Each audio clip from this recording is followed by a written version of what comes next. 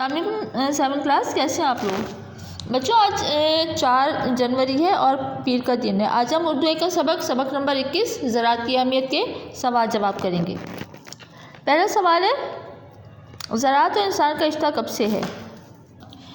اس کا جواب ہے، زراعت اور انسان کا رشتہ بہت پرانا ہے، بلکہ اگر یہ کہا جائے کہ جب سے پہلے انسان نے دنیا میں قدم رکھا زراعت کا کام شروع ہو گیا تو یہ بے جا نہ ہوگا، یعنی کہ یہ غلط نہیں ہوگا۔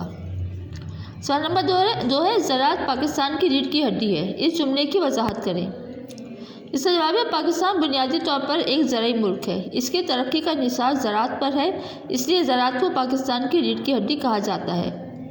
جس طرح انسانی جسم میں ریڑھ کی ہڈی نہایت اہم کردار ادا کرتی ہے، اسی طرح زراعت پاکستان کی ترقی کے لیے اہم ہے۔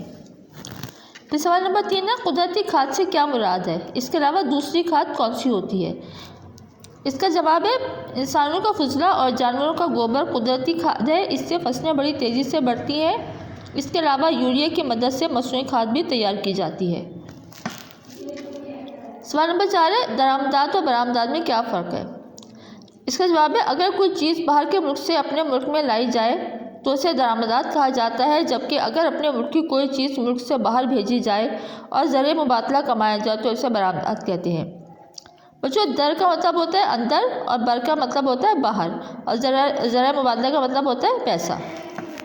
سوال نمبر 5 ہے، صنعت کا زراعت کے ساتھ کیا تعلق ہے؟